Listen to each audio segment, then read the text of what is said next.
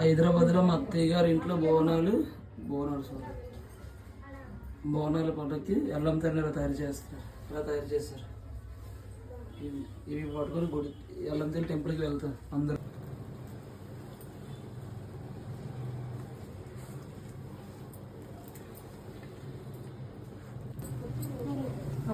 బోనాలకి అత్తయ్య రెండు కలిపారు కదా కొబ్బరి.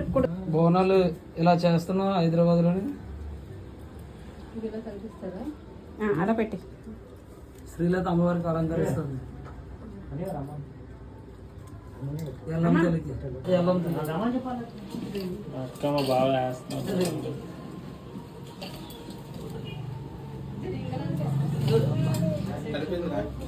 5 అమ్మ ఎల్లం తల్లి సంతకం. గిరి దండ పెట్టుకున్నాడు, రవి దండ పెట్టుకున్నారు అమ్మవారికి.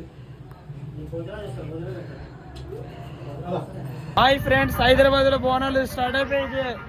లాస్ట్ బోనాలు రోజు మా అత్తయ్య గారికి బోనాలు ఎత్తాం. ఆశ్రమం అయిపోయింది కూడా బోనాలు రోజు వెళ్తాం. మా అత్తయ్య గారికి ఎత్తుగా మాస్క్ అన్ని పట్టుకుంది.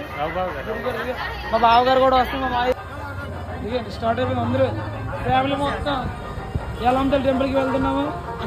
అలా వెనక నుండి బోనాలు వస్తున్నాయి. వాళ్ళు కూడా ప్రతి ఒక్కరు హైదరాబాద్ లో ఆశ్రమం అయిపోయింది కదా, అదిగా లాస్ట్ బోనం. అమ్మవారి గుడికి దగ్గరకు ఎల్లంతల గుడి దగ్గరికి వస్తాం. నడుచుకుంటాం దగ్గర. మా ఇంటి దగ్గర ఇక్కడ దగ్గర ఒక 150 మీటర్లు ఉంటుంది అంతే, చాలా దగ్గర.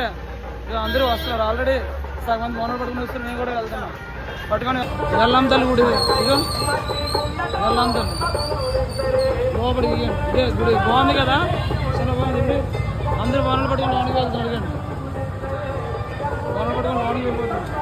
ఈయన బోనాలు కాదు నైలో నిల్చొని వెళ్తున్నారు. అందరూ బోనాలు పెట్టుకుని వెళ్తున్నారు పైన. తిరిగడి లోన్ వచ్చేస్తాడు. అమ్మవారి చుట్టూ తిరగడానికి మనవాడికి వరసారి తిరిగింది.